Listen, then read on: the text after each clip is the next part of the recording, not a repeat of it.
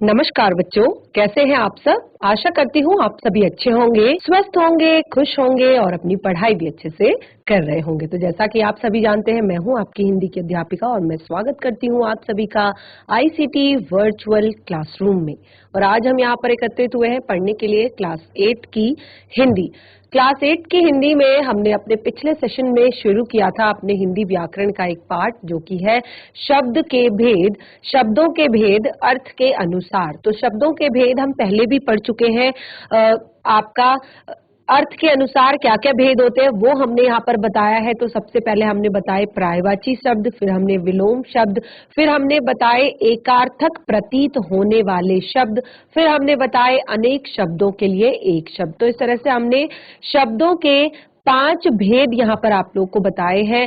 तो आगे इसी टॉपिक को हम आज कंटिन्यू करेंगे और आप सभी, क्योंकि बहुत ही ज्यादा महत्वपूर्ण पार्ट है, जैसे कि मैंने आपको बताया, कहीं पर भी किसी भी जगह पर जब आप हिंदी से जुड़ा हुआ कोई भी एग्जाम देते हैं तो ये शब्दों के भेद जो है वो आपके काम आते हैं। क्योंकि सबसे पहले तो हमने ये जाना कि जो शब्दों से के जो ये भेद है, जैसे अगर हम पर्यायवाची शब्दों की बात करें या विलोम शब्दों की बात करें, तो क्या होता है कि ये हमारी भाषा की एक तरह से गुणवत्ता को बढ़ाता है। यानी कि जब भी हम शब्दों को बोलते हैं, हमें एक शब्दकोश हमारा बढ़ता है अगर हम इन सारी चीजों को पढ़ते हैं, समझते हैं। तो चलते हैं स्मार्ट बोर्ड की तरफ। आज का सेशन शुरू करते हैं। सभी बच्चे ध्यान पूर्वक पढ़ेंगे और समझने का प्रयास करेंगे। तो यहाँ पर हमने सबसे पहले पर्यायवाची शब्दों को पढ़ा और पर्यायवाची का हमने अर्थ बताया कि बदले में आने वाला, यानी किसी और शब्द के बदले में आने वाला। लेकिन हमने इसमें एक और बहुत ही ज्यादा महत्वपूर्ण पॉइंट जब हमने पढ़ा था लास्ट में, हमने आपको बताया कि सभी पर्यायवाची शब्दों का प्रयोग हम एक दूसरे के स्थान पर नहीं कर सकते। जैसे हमने कहा कि पानी का पर्यायवाची होता है, बहुत ही सरल, बहुत ही आसान एक एग्जाम्पल आपको दिया था कि पानी का पर्यायवाची होता है जल। लेकिन हम जो यहाँ पर हमने शब्द प्रयोग किया था गंगा जल। लेकिन क्या होता है कि बहुत एक धार्मिक महत्व के अनुसार अगर हम गंगा पानी कहेंगे तो ये बहुत ही अटपटा सा प्रतीत होता है, बहुत ही अजीब सा लगता है उच्चारण करते वक्त, बोलते वक्त। तो कुछ शब्द जो पर्यायवाची शब्द जो ऐसे होते हैं कि इनका प्रयोग हम भाव और संदर्भ के अनुसार ही कर सकते हैं। जहां पर जिस तरह का भाव होगा उसको उसी तरह से हम प्रयोग करेंगे। तो पर्यायवाची शब्दों के लिए ये एक महत्वपूर्ण बात हमने जानी थी। और हमने यहाँ पर एक और बात पर्यायवाची शब्दों के लिए कही थी कि विभिन्न परिस्थितियों में एक दूसरे के स्थान पर इनको प्रयोग नहीं किया जा सकता, क्योंकि ये जो पर्यायवाची शब्द हैं इनके प्रयोगों में और अर्थों में सूक्ष्म अंतर होता है। बिल्कुल सेम लाइन थी, लेकिन जैसे हमने यहाँ पर कुछ पर्यायवाची शब्दों के एग्जाम्पल भी आप लोगों को दिखाए थे। तो हमने कहा पर्याय का अर्थ होता है बदले में आने वाला, और जैसे पानी का पर्याय है जल, अग्नि का है आग, पावक दहन अनल, अमृत का है पीयूष, सुधा अमीय सोम। इसी तरह से और भी कुछ एग्जाम्पल हमने यहाँ पर दिए थे, आंख का, इंद्र का और असुर का, गंगा का। और कुछ शब्द जो आपको होमवर्क में हमने यहाँ पर दिए थे कि इनको आप होमवर्क में करेंगे, और इन सभी के 3 से 4 पर्यायवाची शब्द आप लिखेंगे। तो आशा करती हूँ कि आपने अपना ये होमवर्क कंप्लीट किया होगा। आपने जरूर इन शब्दों के पर्यायवाची शब्द अपने लिखे होंगे। नेक्स्ट हमने यहाँ पर सीखा था विलोम शब्द। विलोम का क्या अर्थ होता है? विलोम शब्द हमने यहाँ पर सीखा था। तो विलोम शब्द में हमने सीखा था कि भाषा पर, हमने क्या बताया था कि भाषा पर एकाधिकार प्राप्त करने के लिए हमें शब्दों के सभी पक्षों का ज्ञान होना आवश्यक है। अगर हम भाषा पर एकाधिकार पाना चाहते हैं, भाषा को पूर्ण रूप से समझना चाहते हैं, पूर्ण रूप से जानना चाहते हैं, तो उसके सभी पक्षों का ज्ञान प्राप्त होना। किसी भी विषय पर अगर आप एकाधिकार चाहते हैं तो आपको उसके सभी पक्षों का ज्ञान होना जरूरी है, तभी आप उसके ज्ञाता कहलाएंगे, तभी आप उस विषय के विशेषज्ञ कहलाएंगे अगर आपको उसके सभी पक्षों का ज्ञान होगा। तो इसी तरह से भाषा के सभी पक्षों को जानने के लिए, भाषा पर एकाधिकार करने के लिए हमें भाषा के सभी पक्षों को जानना जरूरी होता है। तो जब किसी संदर्भ में जिन दो शब्दों के अर्थ एक दूसरे के विपरीत होते हैं, उन्हें विलोम शब्द कहा जाता है। जैसे अगर हम ग्रीष्म का विलोम करेंगे तो शीत होगा, और शीत का विलोम करेंगे तो ग्रीष्म होगा। गुरु का विलोम करेंगे तो लघु होगा, लघु का विलोम करेंगे तो गुरु होगा। इसी तरह से और भी हमने बहुत सारे यहाँ पर एग्जाम्पल लिए थे विलोम शब्दों के, जैसे पाप का पुण्य, पुण्य का पाप, अग्रज का अनुज, अनुज का अग्रज, सुगंध का दुर्गंध, दुर्गंध का सुगंध, सत्य का असत्य, असत्य का सत्य। तो इसी तरह से हमने यहाँ पर बहुत सारे एग्जाम्पल लिए थे और कुछ शब्द आपको भी दिए थे कि आप इनको आप होमवर्क में करेंगे, यानी कि गृह कार्य में आप इनको करेंगे। तो कुछ यहाँ पर शब्द दिए, जैसे उपकार। तो उपकार का क्या आपका विलोम होता है? अपकार। ठीक है। इसी तरह हमने आशा शब्द यहाँ पर दिया था, क्या विलोम होता है आशा का? निराशा। अगला हमने दिया था आय, आय का क्या विलोम होता है? व्यय। स्वतंत्र, स्वतंत्र का क्या विलोम होता है? परतंत्र। अपना, अपने का क्या विलोम होता है? पराया। इसी तरह से अधिक, अधिक का क्या विलोम होता है? न्यून या कम। ठीक है। क्रूर, क्रूर का क्या विलोम होता है? क्रूर शब्द भी हमने यहाँ पर लिखा था, तो क्रूर का क्या विलोम होता है? तो इस तरह से हमने यहाँ पर बहुत सारे शब्द आपको दिए थे जिनके आपने विलोम लिखने थे। ठीक है। तो ये सभी आपने अपनी कॉपी में लिख लिए होंगे, सभी विलोम शब्दों के आपने अर्थ अपनी कॉपी में लिख लिए होंगे, सभी के विलोम शब्द आपने लिख लिए होंगे। आगे हमने एक और चीज यहाँ पर पढ़ी थी, वो था अनेकार्थक शब्द।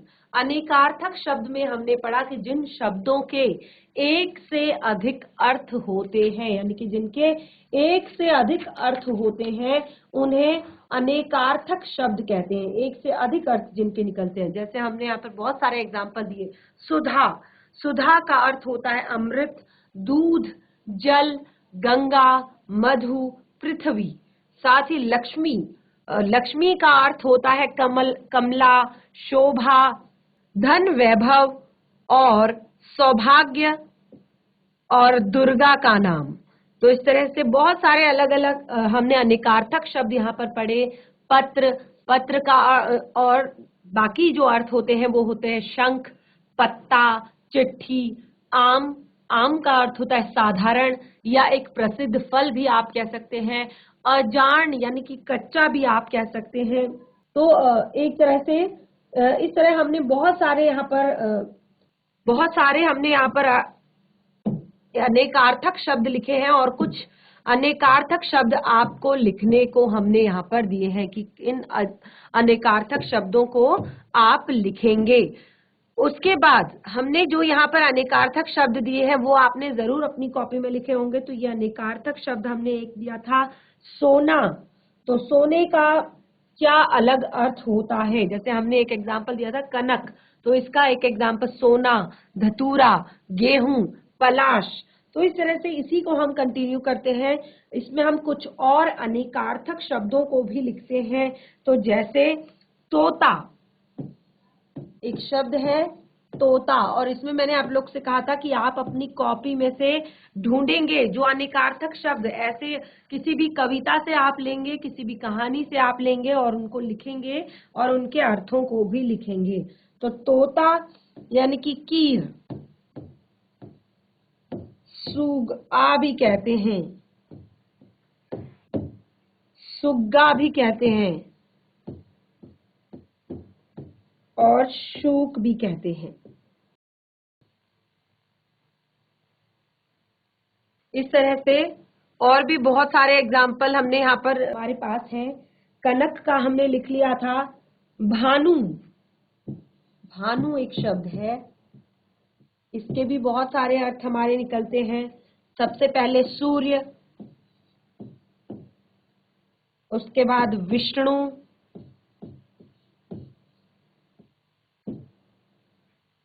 किरण या राजा। इस तरह से एक और हम यहाँ पर एग्जाम्पल लेंगे, काम। तो काम के कितने अर्थ होते हैं? काम का अर्थ होता है कार्य या पेशा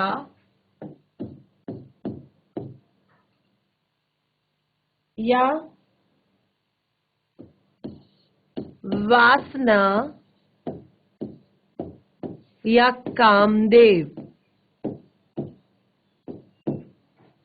इसी तरह से और भी एग्जाम्पल, अधर। अधर का अर्थ होता है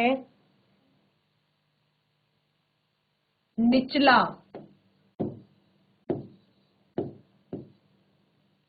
या अहोदा।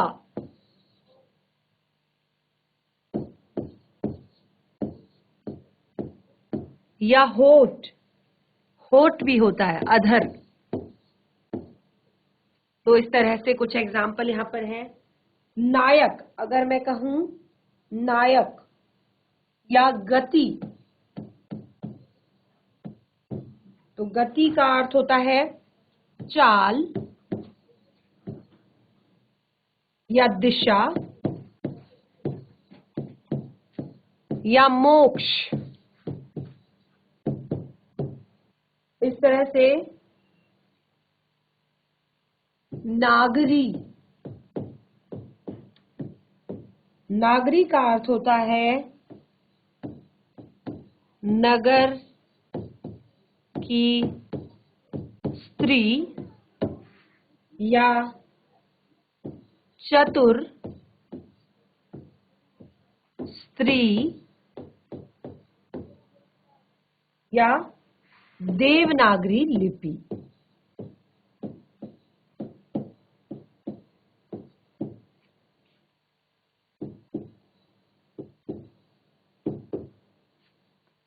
ठीक है, तो इस तरह से कुछ एग्जाम्पल हमने यहाँ पर लिखे। तो कुछ एग्जाम्पल अब आपको लिखने हैं होमवर्क में।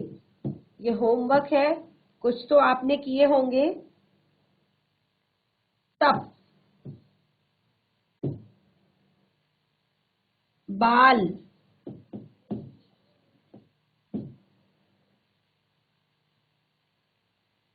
दल,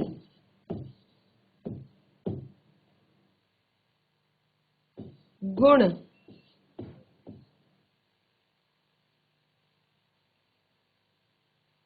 नग,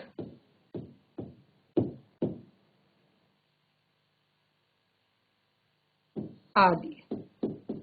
ये शब्द हैं आपके होमवर्क के। इनको आप अपनी कॉपी में लिखेंगे और इनके अर्थों को आप लिखेंगे उसके बाद। जैसे तप, तप को क्या कहते हैं? तप का लिखेंगे आप कि तप का क्या अर्थ होता है? तप का अर्थ होता है तपस्या करना, या ग्रीष्म ऋतु में जो ताप होती है उसको भी आप कह सकते हैं, या ताप भी आप कह सकते हैं, अग्नि भी आप कह सकते हैं। तो इस तरह से अलग अलग आप अर्थ इनके लिखेंगे, सबके अलग अलग अर्थ आप लिखेंगे जैसे कि हमने यहाँ पर लिखे हैं। तो ये है आपके अनेकार्थक शब्द। तो अनेकार्थक शब्दों की क्या परिभाषा आपने जानी कि जिन शब्दों के एक से अधिक अर्थ होते हैं उन्हें अनेकार्थक शब्द कहा जाता है। जिन शब्दों के एक से अधिक अर्थ होते हैं उन्हें अनेकार्थक शब्द कहा जाता है। अब आगे हमारा एक महत्वपूर्ण इसके बाद वाला जो टॉपिक है वो है नंबर 4, एकार्थक प्रतीत होने वाले शब्द।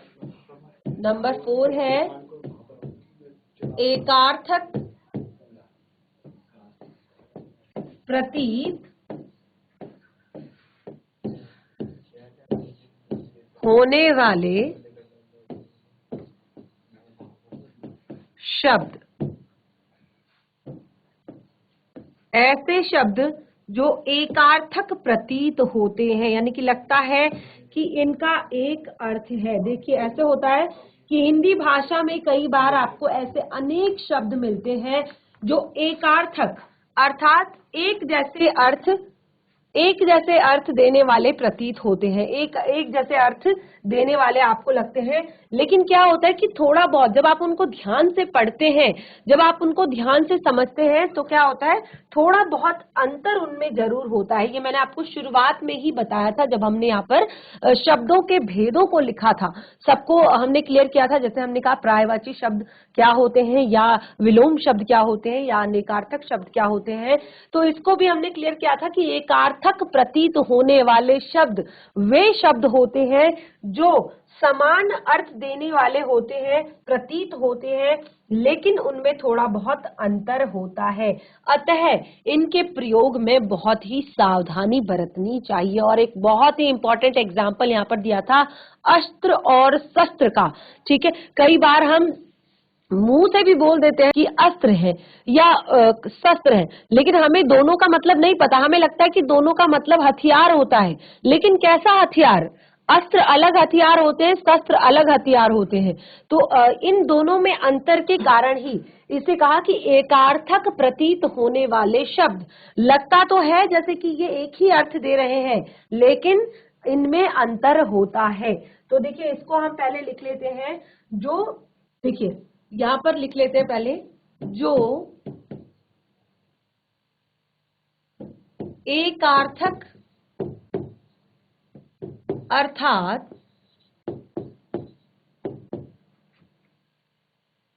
समान अर्थ देने वाले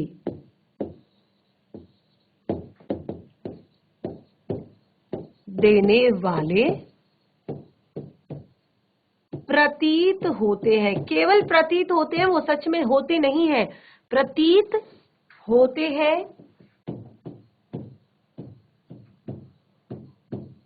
परंतु उनमें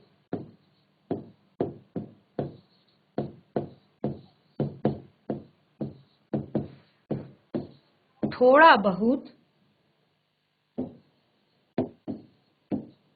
अंतर होता है। एकार्थक अर्थ देने वाले प्रतीत होते हैं, परंतु उनमें थोड़ा बहुत अंतर होता है, और इसी कारण इनका जो प्रयोग होता है वो बहुत सावधानी पूर्वक करना पड़ता है। तो यहाँ पर एग्जाम्पल हम लेते हैं कुछ। सबसे पहला एग्जाम्पल हम यही लेंगे, अस्त्र और शस्त्र। ठीक है, तो अस्त्र और शस्त्र, तो अस्त्र होते हैं वह हथियार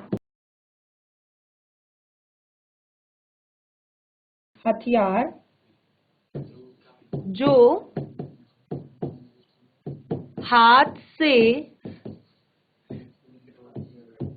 पकड़कर चलाया जाता है। वह हथियार जो हाथ से फेंक कर चलाया जाता है, हाथ से फेंक कर, हाथ से फेंक कर चलाया जाता है। जबकि शस्त्र वह हथियार जो हाथ में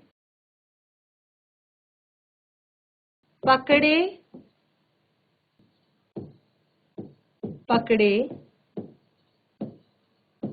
चलाया जाता है। ठीक है, वह हथियार जो हाथ से फेंक कर चलाया जाता है अस्त्र कहलाता है, ध्यान पूर्वक समझिएगा। और जो हाथ में पकड़े चलाया जाता है वो शस्त्र कहलाता है। ठीक है, और आज के टाइम पे हम अगर आज के टाइम का एग्जांपल दें, तो आज के टाइम में जो मिसाइल है, मिसाइल जो है वो अस्त्र कहलाएगी, क्योंकि उसको हम फेंक कर चलाते हैं। और जो हाथ में जो गन होती है, पिस्टल होती है, वो हम शस्त्र कह सकते हैं, क्योंकि वो हाथ में पकड़े चलाई जाती है। एक और एग्जांपल देते हैं हम, अवस्था, आयु, ये दो शब्द भी हमें लगभग एक जैसे प्रतीत होते हैं, लेकिन अवस्था का जो अर्थ है वो अलग है। अवस्था का अर्थ है कालकृत, कालकृत स्थिति।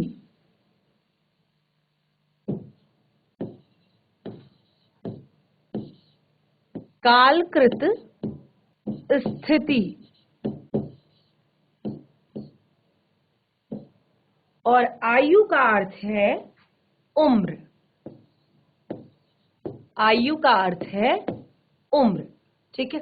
अवस्था का अर्थ होता है कालकृत आकृति, कालकृत स्थिति, और आयु का अर्थ होता है उम्र। यानी कि जब अगर हम कहेंगे यूज के हिसाब से, अगर हम सेंटेंस का यूज करेंगे तो उसको हम लिखेंगे कि गरीबी के कारण उसकी पढ़ाई छोटी अवस्था में ही छूट गई। ठीक है, प्रयोग के हिसाब से। और 20 वर्ष की आयु में संगीता का विवाह हो गया। देखिए, कभी भी हम यूज यहाँ पर हमने प्रयोग के आधार पर बताया है कि हम किस तरह से किस शब्द का प्रयोग करेंगे। तो अगर हम अवस्था के लिए लिखेंगे तो हम कहेंगे कि गरीबी के कारण उसका स्कूल या उसकी पढ़ाई छोटी अवस्था में ही छूट गई, यानी कि जब वो बहुत छोटा था तभी उसकी पढ़ाई छूट गई। इसी तरह से एक और एग्जाम्पल हम यहाँ पर लेंगे। आज्ञा, आदेश। आज्ञा तथा आदेश। ठीक है, तो दोनों शब्द हमें लगभग एक जैसे प्रतीत हो रहे हैं, आज्ञा देना या आदेश देना। ठीक है, लेकिन अगर हम इसको ध्यान पूर्वक पढ़ें तो आज्ञा क्या होता है? आज्ञा किसी आदरणीय व्यक्ति द्वारा,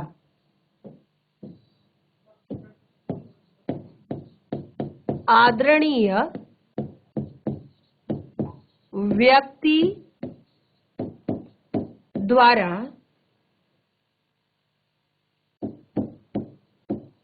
दिया गया आदेश। ठीक है, या दी गई आज्ञा भी हम कह सकते हैं। और आदेश क्या होता है? किसी अधिकारी द्वारा दिया गया निर्देश। किसी अधिकारी द्वारा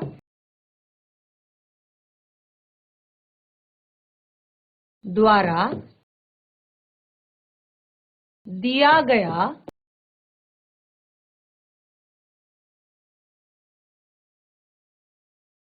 निर्देश। तो जब किसी अधिकारी द्वारा, किसी बड़े अधिकारी द्वारा कोई निर्देश दिया जाता है, किसी कार्य के लिए कोई निर्देश दिया जाता है, तो उसे कहते हैं आदेश। आदेश जारी हुआ है। लेकिन किसी आदरणीय व्यक्ति द्वारा, देखिए आज्ञा आपको आपके पिताजी भी दे सकते हैं, आपके माता जी भी दे सकती हैं, आपके दादाजी भी दे सकते हैं, या आपके बड़े बूढ़े आपके फैमिली में, परिवार में, या आपके कोई भी जो बड़े लोग होंगे वो आपको आज्ञा देंगे कि आप ऐसा करो। ठीक है, लेकिन आदेश जो होता है, सेम आपको शब्द लगते हैं, लेकिन दोनों का मीनिंग देखिए आप, थोड़ा बहुत यहाँ पर अंतर आपको दिखाई दे रहा है कि आज्ञा जो है वो किसी आदरणीय व्यक्ति द्वारा दिया गया कोई आदेश कि ऐसा कीजिए, और आदेश होता है किसी अधिकारी द्वारा दिया गया निर्देश।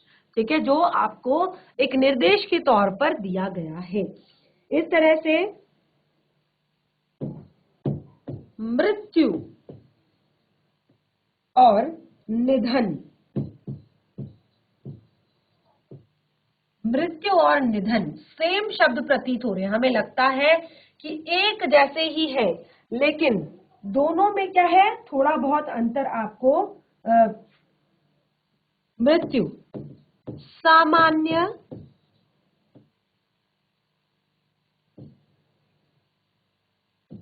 आदमी मौत। जब किसी सामान्य आदमी की मृत्यु होती है, सामान्य आदमी की मौत होती है, तो कहा जाता है कि उसकी मृत्यु हो गई। लेकिन जब किसी विशिष्ट व्यक्ति की मौत होती है, किसी विशिष्ट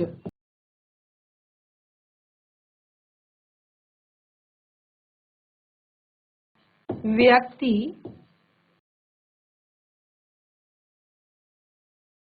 की मौत। तो जब किसी विशिष्ट व्यक्ति की मौत होती है तो उसको कहा जाता है निधन। ठीक है। जब निधन शब्द हम तब प्रयोग करते हैं जब हमें पता चलता है कि कोई ऐसा विशिष्ट व्यक्ति है, या जिस तरह से अभी कुछ टाइम पहले जो लता मंगेशकर जी हैं उनका निधन हो गया था। तो इस तरह से जो भी कोई विशिष्ट व्यक्ति होता है जब उसकी मौत होती है तो उसको निधन कहा जाता है। देखिए आपको यहाँ पर क्या बताया जा रहा है, एकार्थक प्रतीत होने वाले शब्द, ध्यान पूर्वक समझिएगा। आपको प्रतीत होते हैं वो एकार्थक, ऐसा लगता है कि ये सेम अर्थ इसका है, लेकिन फिर भी उनमें थोड़ा बहुत अंतर आपको दिखाई दे रहा है। तो इनको यहाँ पर इसलिए आपको समझाया जा रहा है ताकि आप उनका प्रयोग बहुत अच्छे से करेंगे। जैसे अगर मैं मृत्यु शब्द का प्रयोग यहाँ पर करूं तो सड़क दुर्घटना में 3 व्यक्तियों की मृत्यु हो गई। ठीक है, इस तरह से आप प्रयोग करेंगे। और अगर आप किसी विशिष्ट व्यक्ति के बारे में बात कर रहे हैं तो आप लिखेंगे लाल बहादुर शास्त्री के निधन पर सभी शोक सभा में सम्मिलित हुए। ठीक है, लाल बहादुर शास्त्री के निधन पर सभी शोक सभा में सम्मिलित हुए। इसी तरह से आज्ञा और आदेश का भी अगर आप एग्जाम्पल देखेंगे तो हमें गुरुजनों की आज्ञा का पालन करना चाहिए। तो देखिए आज्ञा शब्द हमने यहाँ पर क्या कहा कि किसी आदरणीय व्यक्ति द्वारा जो आपको आदेश दिए जाते हैं, तो गुरुजनों की आज्ञा का हमें पालन करना चाहिए। तो अगर आदेश शब्द का हम प्रयोग करेंगे तो हमें न्यायालय के आदेशों का पालन करना चाहिए, या हम ऐसे नहीं कहेंगे हमें न्यायालय की आज्ञा का पालन करना चाहिए, हम कहेंगे हमें न्यायालय के आदेशों का। देखिए ये हमें फोर्सफुली कहा जा रहा है कि हमें उन आदेशों का पालन करना है। तो हमें लगता है कि शब्द सेम है, लेकिन आपको अंतर वहां पर स्पष्ट रूप से दिखाई देगा। देखिए आगे हम यहाँ पर लेते हैं नंबर 5 है ये हमारा। तो नंबर 5 में हम लिखेंगे अभिवादन या नमस्कार। अभिवादन या नमस्कार। तो देखिए अभिवादन का भी वही अर्थ होता है, नमस्कार का भी वही अर्थ होता है, लेकिन देखिए कैसे कैसे ये दोनों अलग अलग यहाँ पर आपको अंतर बताएंगे, कैसे दोनों का प्रयोग अलग अलग होता है। देखिए अभिवादन क्या होता है कि आदर पूर्वक हाथ जोड़कर स्वागत करना, किसी का अभिवादन करना, किसी का स्वागत करना। तो जब कभी भी अगर आप कोई भी आपका कोई भी बड़े व्यक्ति आपके घर में आते हैं, कोई विशिष्ट जन आपके घर में आते हैं, तो आप उनका वेलकम करते हैं, आप उनका स्वागत करते हैं। इंग्लिश में कहते हैं वेलकम करना, स्वागत करना। तो आप उनके अभिवादन के लिए आइए, आपका स्वागत है, आप हाथ जोड़कर उनका अभिवादन करते हैं, प्लीज कम। तो इस तरह से आप उनका अभिवादन करते हैं। तो अभिवादन क्या होता है, आदर पूर्वक, आदर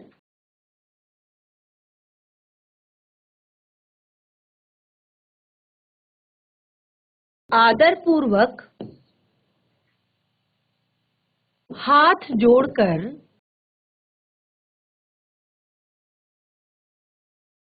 स्वागत करना।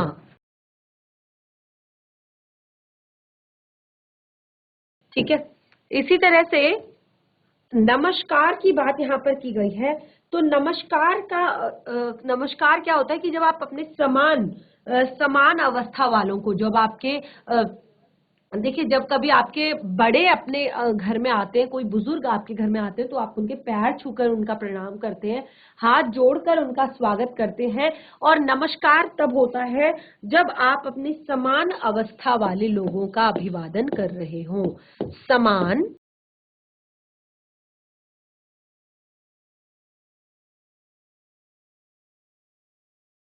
अवस्था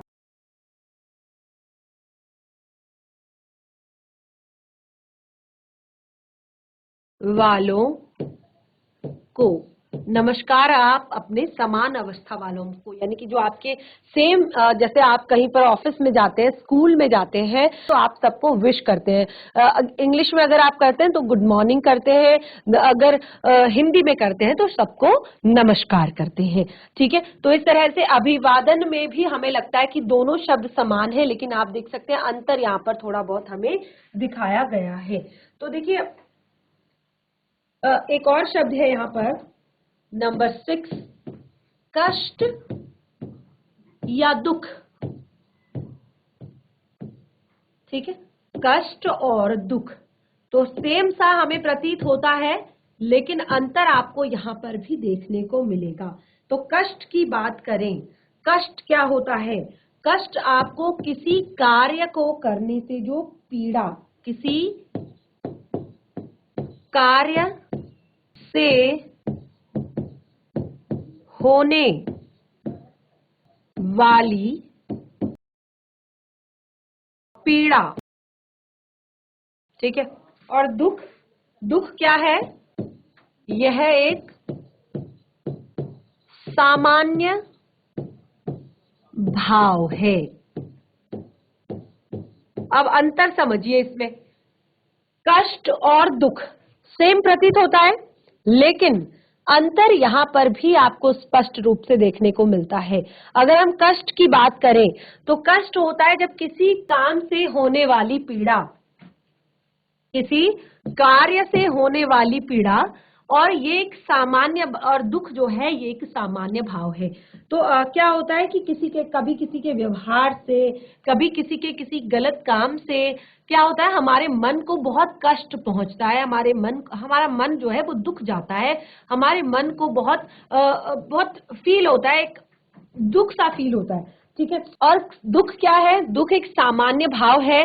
अगर आप किसी व्यक्ति को ऐसी अवस्था में देखते हैं, या कभी भी कोई ऐसी सिचुएशन आ जाती है, गलत सिचुएशन आ जाती है, या कभी कोई ऐसे लोग आपके सामने आ जाते हैं, तो ये आपके अंदर एक दुख का भाव आ जाता है। तो दुख जो है वो एक सामान्य भाव है, और कष्ट जो है वो किसी के कार्य, कि कुछ कह देने से, किसी के किसी काम को करने से, या कभी कोई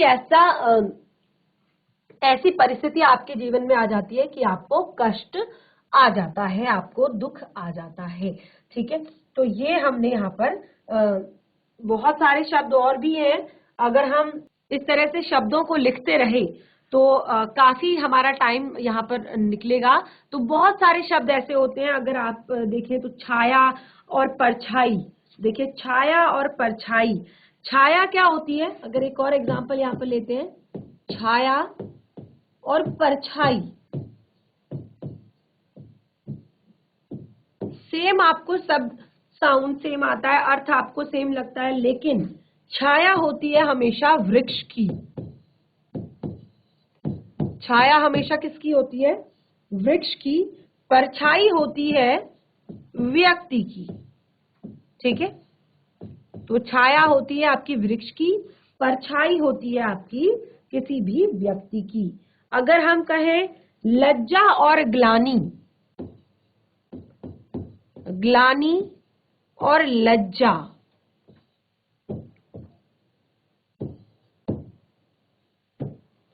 ये दो शब्द हमने लिए, सेम अर्थ आपको लगता है कि सेम अर्थ इनका है, लज्जा और ग्लानि।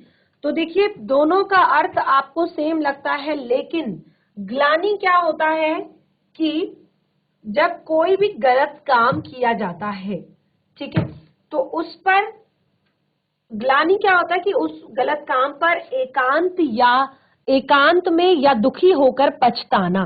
ठीक है, ये होता है आपका ग्लानि। और लज्जा की अगर बात करें तो अनुचित कार्य करने पर अपने मुंह को छिपाना, शर्म करना, और पीछे पीछे जाना। लजाना यानी कि दूसरों से शर्म करना, दूसरों के सामने ना आना, देखिए, और लज्जा में क्या होता है कि कई लोग ऐसे भी शर्माते हैं, तो वो थोड़ा सा अलग चीज है। लेकिन लज्जा, कोई गलत काम किया जाता है तो उसके लिए अपना मुंह छिपाना या शर्म करना, वो लज्जा होगा। और ग्लानि, ग्लानि यानी कि अपने आप में दुखी होकर पश्चाताप करना, अपने मन में ग्लानि का अनुभव करना, अपने आप में एक होता है ना कि कई बार कुछ गलत हमसे हो जाता है तो उसमें शर्म के बजाय हमको ग्लानि होती है, अपने आप पे हमें लगता है कि हमने बहुत गलत कर दिया या हमसे बहुत गलत काम हो गया। तो ये जो अपने आप को फील हो रहा है अंदर से, ये ग्लानि है।